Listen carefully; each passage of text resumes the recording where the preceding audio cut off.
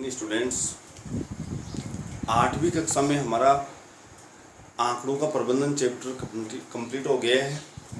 अब हम छठा चैप्टर पढ़ेंगे आज, वर्ग और वर्गमूल।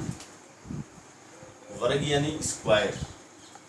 किसी संख्या का वर्ग निकालना है तो उस संख्या को 2 बार गुणा कर लें। जैसे 5 का स्क्वायर निकालना है, 5 का वर्ग निकालना है तो 5 गुणा 5 कर दोगे और ये आ जाएगा 25। 10 का निकालना है, 10 गुणा 10 यानी कि 100। 6.1 प्रश्नावली स्टार्ट करते हैं। हम 6.1 प्रश्नावली में देखते हैं। पहला सवाल, निम्नलिखित संख्याओं के वर्गों के इकाई अंक क्या होंगे? बहुत ही सिंपल से सवाल है। जैसे पहला 81 है, इसमें वर्ग करेंगे और वर्ग में इकाई अंक क्या होगा? तो बहुत ही सिंपल सा है, वर्ग में इकाई अंक। आपको पूरी संख्या का वर्ग करने की आवश्यकता नहीं है। यहाँ से इकाई अंक 1 है, 1 का स्क्वायर करके देख लोगे आप, 1 का स्क्वायर। तो यहाँ पे 1 का स्क्वायर यानी कि 1 आएगा, तो इकाई अंक होगा इसका 1। उसके बाद जैसे दूसरा लेते हैं, पहले का ये पहला हो गया था और पहले का ये दूसरा देखते हैं। जैसे यहाँ पे दिया 272, तो आप लिखोगे वर्ग में इकाई अंक, यानी इसका वर्ग निकालेंगे 272 का, तो इकाई अंक की क्या संभावना है, क्या होगा?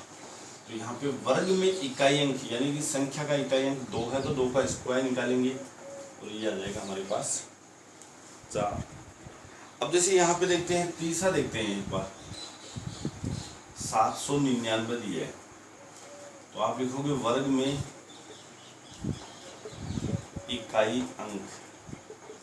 तो यहाँ पे 9 का स्क्वायर करोगे, 9 का स्क्वायर करेंगे तो 81। 81 का इकाई अंक ही बताना है, आप पूरा 81 मत बता देना, इकाई अंक बताना है केवल हमें। इकाई अंक इसमें 1 है, इसलिए इकाई अंक 1। इस तरह से ये सवाल करने हैं। तो पहला सवाल बहुत ही सिंपल सा है, इसके बाकी बचे हुए सवाल आप लोग निकालोगे। चौथा दिया हुआ इसमें 3853, इसमें पूरे का निकालना नहीं है, केवल 3 का देखना। 3 का स्क्वायर करके देखोगे तो 9 इकाई अंक होगा। 1234, 26387,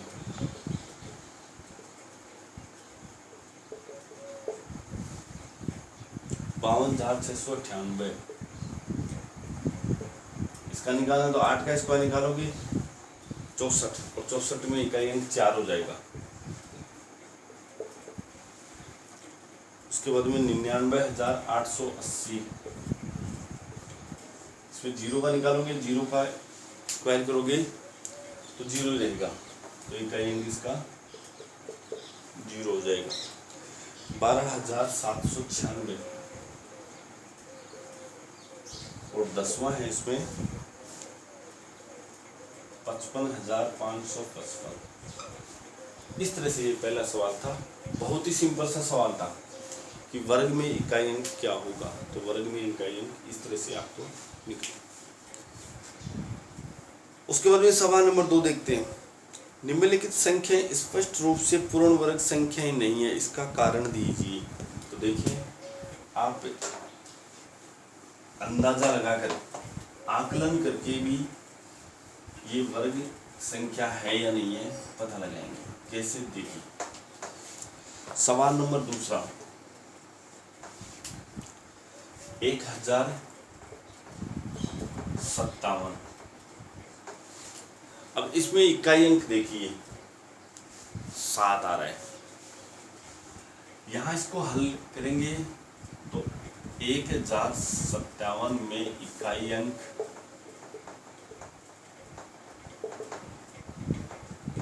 7 है। इकाई अंक यहाँ पे 7 है, जो किसी भी संख्या के वर्ग के वर्ग में इकाई अंक में नहीं आता है, किसी भी संख्या। या फिर ये लिख सकते हो आप लोग कि एक संख्या का इकाई अंक 2 हो, 3 हो, 7 हो, 8, 2, 3, 7, 8 होता है, तो वो पूर्ण वर्ग संख्याएं नहीं होती। कैसे? कारण नहीं। जैसे 1 का वर्ग 1 होगा, 2 का वर्ग 4 होगा, 3 का वर्ग 9 हो जाएगा, 4 का 16 होगा, 5 का 25 होगा, 6 का 36 होगा, 7 का 8 का 64 होगा, 9 का 81 होगा, इस तरह से। और 10 का निकालेंगे तो 100। आगे वही सिस्टम रहेगा। तो यहाँ पे 1 आ गया है, उसके बाद में देखो 2 का स्थान इकाई अंक में कहीं भी नहीं है, तो 2 पकड़ लो यहाँ से।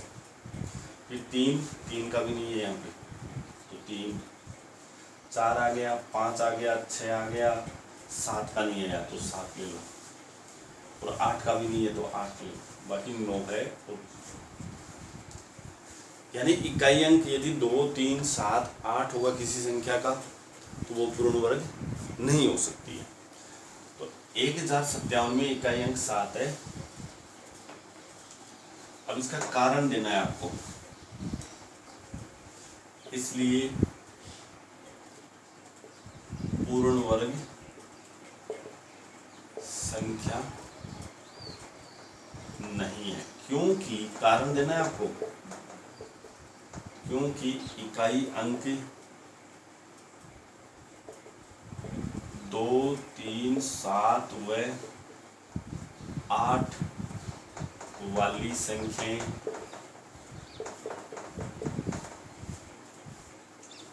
पूर्ण वर्ग नहीं होती।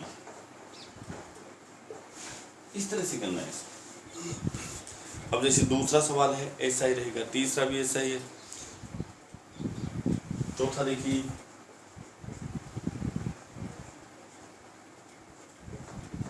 ये सवाल, तो इसका इकाई अंक 2 है और 2 का स्थान है, देखिए पूर्ण वर्ग संख्याओं में नहीं आता है, इसलिए यहाँ पे लिखेंगे हल लगा के संख्या में इकाई अंक 2 है, इसलिए पूर्ण वर्ग संख्या नहीं है। क्योंकि इकाई अंक 2, 3, 7 व 8 वाली संख्याएं पूर्ण वर्ग नहीं हो सकती। अब यदि इनके अलावा इकाई अंक आ जाए, जैसे मान लो हमारे पास 4 आ गया, तो आप उसको ये कह सकते हो कि वो पूर्ण वर्ग हो सकती है। गारंटी के साथ में नहीं कह सकते कि वो पूर्ण वर्ग होगी। जैसे यहाँ पे 34 है और एक 64 है, दोनों का इकाई अंक 4 है, जबकि यहाँ 34 है, ये पूर्ण वर्ग संख्या नहीं है, जबकि 64 यहाँ पूर्ण वर्ग है। तो वहाँ पे ये कह सकते हो कि ये पूर्ण वर्ग संख्या हो सकती है, बाकी उसकी गारंटी नहीं होगी। इस तरह से ये सवाल करना है आपको। तो दूसरा सवाल यहाँ पे कंप्लीट होता है। दूसरे सवाल में जो बच गए वो नोट कर लें। पहला और चौथा मैंने बता दिया है। दूसरा देखिए यहाँ पे, इसमें दूसरा सवाल है, इसमें 23,453। तीसरा 7,928। पांचवा 64,000। अब 64,000 भी पूर्ण वर्ग संख्या नहीं है। कारण क्या है, इसमें अगर आप जीरो को देखोगे तो हो सकती है, लेकिन याद रखें शून्य 2-2 के समूह में होने जरूरी होते हैं। वर्ग पूर्ण वर्ग संख्या में 2-2, यानी ये 2 शून्य है तो यहाँ 2 शून्य का एक समूह और रहना चाहिए। उसके बाद में छठा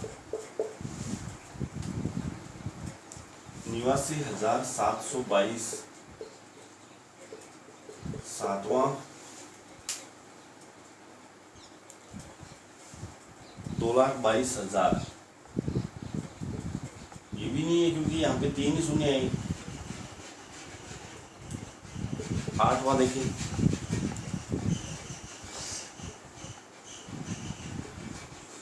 इस तरह से दूसरा सवाल पूरा होता है। उसके बाद में सवाल नंबर तीसरा सवाल देखते हैं।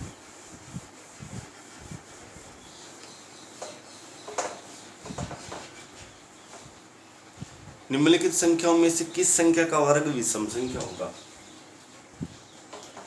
तो ये बात विशेष तौर से याद कर लें कि सम संख्या का वर्ग समी होगा और विषम संख्या का वर्ग हमेशा विषमी होगा। उदाहरण देखते हैं, जैसे मान लो ये हमारे पास 8 है तो इसका वर्ग करेंगे 64, ये समी है, देखो समी है। 10 है, सम संख्या है, इसका स्क्वायर करेंगे 100 है। 12 है, इसका वर्ग करेंगे या वर्ग निकालेंगे तो हमारे पास 144, ये भी समी है। इसी तरह से यहाँ पे मान लो हमारे पास 20 है, 20 का निकालेंगे तो 400, यानी कि सम संख्या का वर्ग समी आएगा। इसी तरह से विषम का निकालेंगे, जैसे 5 है तो 25 आ गया, 9 है 81 आ गया, 11 है 121 आ गया, इस तरह से 7 है 49 आ गया, विषम है। तो आपको इस सवाल में केवल हल्का सा देखना है, यदि सम संख्या है और उसका वर्ग है, आपसे पूछे कि सम हो गया विषम, तो सम संख्या का सम होगा और विषम संख्या का विषम होगा। देखिए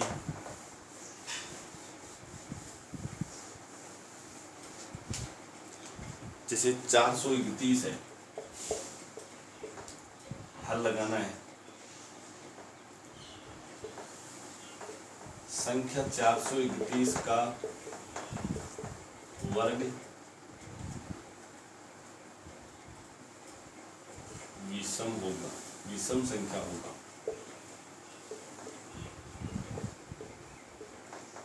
क्योंकि यहाँ पे कारण दे देना आप, क्योंकि सम संख्या का वर्ग सम तथा विषम संख्या का वर्ग सदैव विषम ही होता है। ये इसका कारण हो जाएगा। इस तरह से ये तीसरा सवाल करना है। जैसे ये दूसरा सवाल है 2826 है, ये सम संख्या है तो इसका वर्ग भी सम ही होगा, ये आप लोग स्वयं करेंगे। 7779, चौथा हमारे पास आ रहा है 82,004, पांचवा आ रहा है हमारे पास 4 ही है इसमें। तो इस तरह से ये सवाल कर लो। उसके बाद सवाल नंबर चौथा आ रहा है हमारे पास, निम्न प्रतिरूप का अवलोकन कीजिए और रिक्त स्थान पर, ये बहुत अच्छा सवाल है।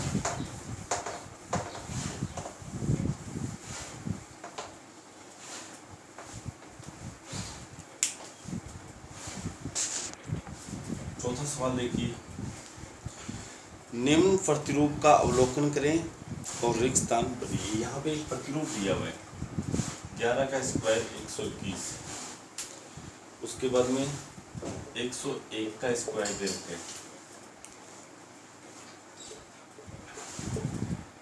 फिर यहाँ पे 1001 है, इसका स्क्वायर है।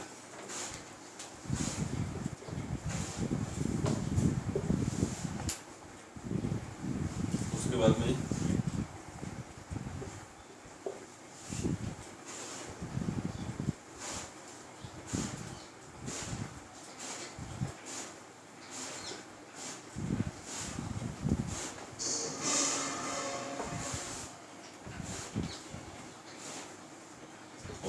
इसमें दिया हुआ है।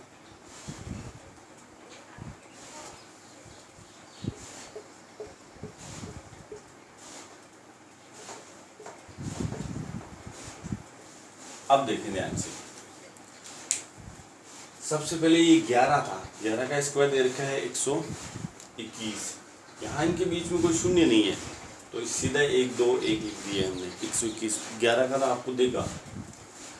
अब यहाँ पे एक शून्य आ गई तो आपको इनके बीच में एक एक शून्य लगा देनी है। 2 शून्य आ गई तो देखो 2 शून्य लगा देनी है।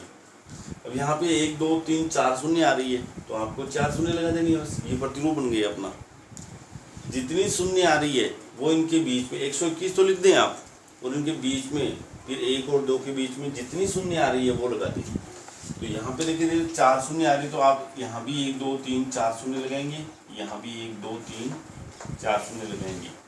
इसी तरह से इसमें 6 शून्य आ रही है तो 1 2 3 4 5 6 शून्य आ गए तो 6 इधर लग जाएगी, 2 3 4 5 6। इस तरह से ये संख्या बन जाएगी। थोड़ी पास में लिख देना है इसको, जैसे 1 2 3 4 5 6 और ये 2, ये इसका वर्ग होगा।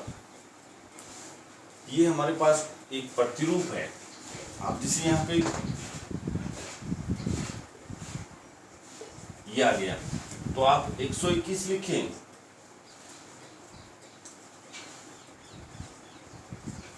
ऐसे 3 शून्य तो यहाँ भी 3 शून्य लगा दें और यहाँ भी 3 शून्य, और ये इसका वर्ग आ जाएगा। बहुत ही सिंपल सा था। आप इसको आगे इस तरह से हल करोगे। बाकी ये जो भरे हुए हैं रिक्त स्थान भर गए। पांचवा भी प्रतिरूप ही है। पांचवा प्रतिरूप देखिए, अब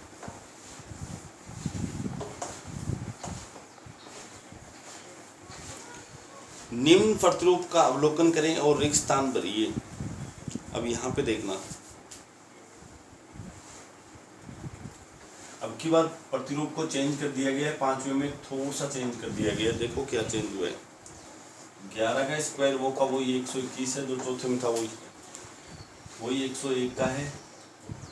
तो आप 1 2 1 लिखें, लेकिन यहाँ पे देखो 0 है 1 है तो यहाँ भी 0 लगाएंगे। लेकिन अब की बार क्या कर दिया है, यहाँ पे इस तरह से चेंज कर दिया है। देखो अब दिक्कत होगी, क्योंकि अगर केवल शून्य होते तब तो हम इनके बीच में 1 2 और 1 के बीच में उतने शून्य लगा देते हैं। लेकिन अब प्रतिरूप चेंज हो जाएगा अपना। और इसमें देखो दे रखा है 10 20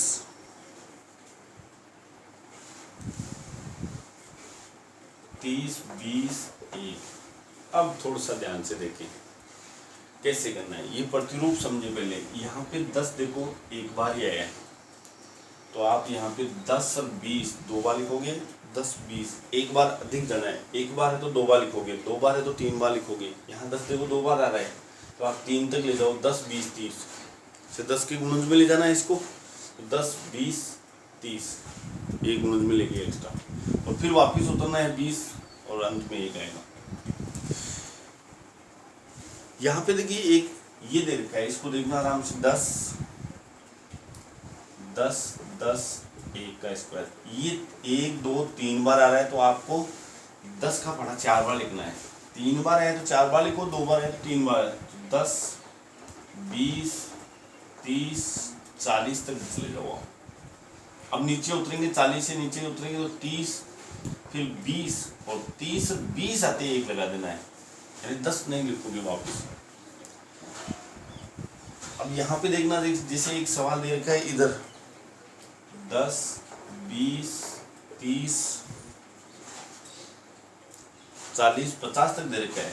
40 50 तक तो 1 2 3 4 5 बार गए हम तो 4 बार 10 लिखोगे यहाँ पे। 1 2 3 4 और फिर 1 का स्क्वायर, और यहाँ पे फिर 40 30 20 1। इस तरह से ये प्रतिरूप बन जाएगा। उसके बाद अगला छठा प्रतिरूप देखिए। इसमें छठे प्रतिरूप को हम कल देखेंगे। आज 5 तक ही देखेंगे, बाकी बचे हुए हम कल देखते हैं।